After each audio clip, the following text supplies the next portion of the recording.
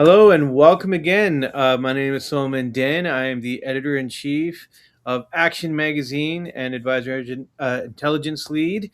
And we are continuing our series of conversations with operations experts across wealth management.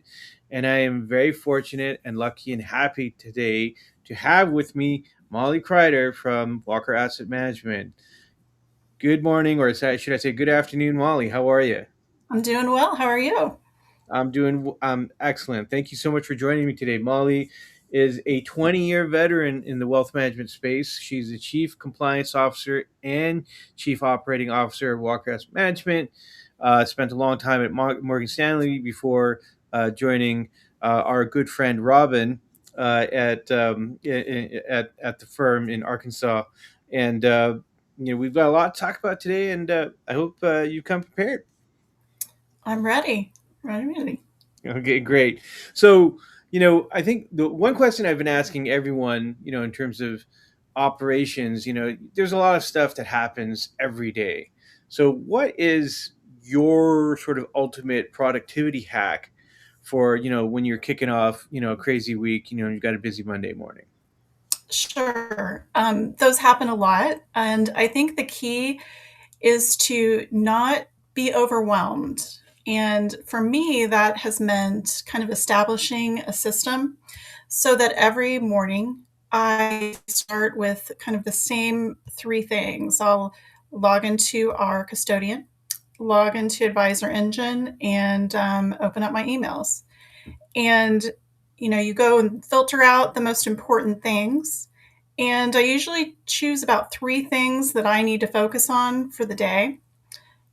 A perfect day, I will get through those, but as you know, from an operational and a compliance side, sometimes you have to pivot, and there are times when those three things might get bumped or one of them get bumped to the next day. Usually, what's in those three items? Are they things that you've prioritized, or is there sort of like a regular bucket that you kind of like go to and check and like, oh, I got to pull these things out. These are things we must get done. So for myself, I have a kind of continual to-do list that I'm constantly adding to.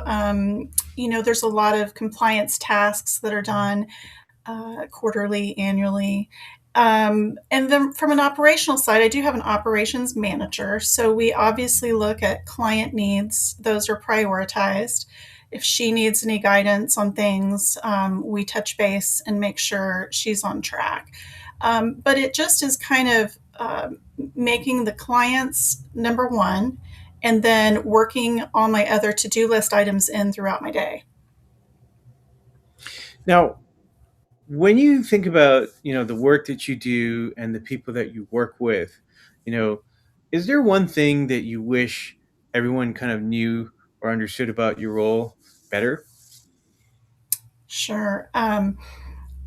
It's not all just about processing paperwork from an operational standpoint. Hmm. There are a lot of things that we do, risk management for clients, client experience. And every time we answer an email or answer a phone call, that is reflective of who we are and what our owner began as this practice. So I think that it's not just processing things, it's not just even going through your AdvisorEngine list and checking things off. It's really understanding the role of what you do for the clients and the business. Would you say that there's even though it's ops and there's this idea that it's back office, that it's actually there's very much an element of front, it is front facing for clients? Right. I think things have changed so much over the last 10 years. Our firm does not have a brick and mortar storefront type service, which we did, when I started in the business 20 plus years ago. Hmm. Everything we do is remote and computer from home, but we have a very small firm. There are only four of us. And so there does not there's not a day that goes by where one of us isn't speaking to a client, and we all need to be on the same page with that. Um, that is where AdvisorEngine has come in very handy because, when you have only 4 people, you want to make sure you know what is happening from each perspective. So capturing those phone calls, those notes, those interactions is key. And we rely on that quite a bit. Interesting. Service really does make or break an advisory firm here. Mhm. I think a lot of people, they're trying to accomplish, that perfect blend of growth, service, at the same time, balancing costs or whatnot. So, there's a lot of things that have to go right. And then, Mhm. from an operations perspective, all the support, if it's not there, things can easily go wrong. So, from your perspective, when you look at, your background and your career of working, you know, what do you think are what I mean, if they're like the most expensive mistake that you've ever seen a firm or a Mm. practice kind of make that's really stuck out to you as like, wow, this is like something that every firm should really kind of learn from. Right. Well, I have two that come to mind. One Mm. from the operational perspective are the horror stories we've all heard about money movement and fraudulent activities.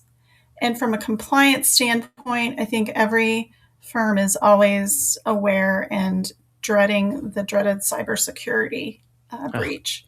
Right. Um, Between those two, I think those have been the most costly that we've seen in our industry over the last few years. And so, as those come up in the industry and you have case studies, I think as a firm, we've stepped back and looked at how we can protect ourselves and our clients from both of those happening. And a lot of that for us has been automating workflows. So, another item when things get crazy, if somebody calls in for an urgent money movement request, Hmm. you may forget off the top of your head to confirm certain things. So we built a workflow out so that we can follow it step by step and not have to think as much and just follow the steps. And that's been huge for us. Right. I think that was one of the questions I wanted to ask. Like, what if there was a single workflow automation that's saved you the most hours in terms of your team and the work that you guys have to do?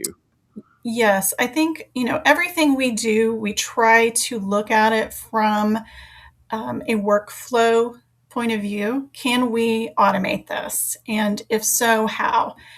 And sometimes those workflows have to be tweaked as you use them. If certain steps we think might be helpful, we'll add them in. So I think that has been huge for us. Also, for our annual investment reviews with our clients, obviously we meet with them more, but we do have one where it's very all encompassing. And we've built out a template for that so that everyone, we're covering the same items for each client. And we also, I think the largest time saver for us has been integrating AI software to Hmm. record those meetings and sync them into those workflows, which is obviously very time it's very time sensitive, but it's also helpful so that the advisors aren't typing all of that context in. We get a more robust view of what was covered during that meeting. So you're using AI note takers. Is it one in particular, or are you using several? Like how did you guys kind of build that into the workflow into the system? We Kind of. Yeah, sure. We did research several. We're currently using Zeplyn. It's newer for us just in this calendar year, and so I think we've started by using it for our weekly staff meetings. So that's been very helpful, catching action items that we all need to put into play for the week. Mhm. But then integrating it into the investment reviews is newer. There is a little bit of acceptance from clients feeling comfortable to be recorded when you call them or do a video meeting. But I Interesting. think it's becoming more commonplace. Yeah, yeah. I mean, what's been the resistance like? How do you kind of like explain to them, hey, this is just this is just playing in the background. We're not, it's completely safe. It's secure. It just makes the work Right. faster. We've used it as it's really a protection for both of our sides, just to capture the information so that if we need to verify anything, we can go back and make sure that we're doing everything that the client wants. I know that I've personally used my doctor as an example. A doctor visits recently. That's the first question they ask. Do you mind if I record this? And so I think people are going to start to see that in different aspects of their life. Right. And for us, it's newer, especially for older clients. It's a little bit there hasn't been a huge jump on board with it yet, but I Mhm. think we'll start to see that as time goes on. For your side, for your team, was it a really big learning curve? Like I know a lot of tools that can be very complicated or whatnot, or was it sort of like, this is really quick, we can just put it in here and just turn it on and get it going? Right. Well, it's not quite as easy as we thought it might be by just pressing a button. So there is a bit of a learning curve involved. Yeah. So I think starting off with our weekly Teams meeting was a good way to do it. And I would say that some of us are more on board than others. But just like any technology, I think using it makes you more comfortable with it, and it just becomes more second nature. Yeah. Yeah. When you think about, all that, you've added some new technology, you Mhm. built in all this workflow automation. It seems to be really working for you guys. So, do you have a recommendation to anyone who's listening, who's maybe an ops expert like yourself? You know, one operational task that you think, every advisory firm should outsource pretty quickly, if not immediately. Sure. I think every firm is different. And so it's hard to say one overall choice. But I know from a small firm, we don't outsource a ton for multiple reasons. Hmm. But one item that I don't enjoy doing is vendor management. It just seems like it's one of those items that falls to the bottom of my task list. Sure. And for me, outsourcing vendor management makes a lot of sense. I know it's necessary, I know it's helpful, Hmm. but the time to take away from my other duties, it's just a bit of a time suck. And so for me to outsource that is beneficial. Another company may not find that that's the case. So I really think you just need to look at what is the task that you dread and can someone help me with that? Yeah. Yeah. How is that, and how's that been beneficial? It's like, you don't have to hunt around, do the research, whatnot. It's kind of like presented out for you. Mhm. Has it been done in a cost effective way? You feel good about it?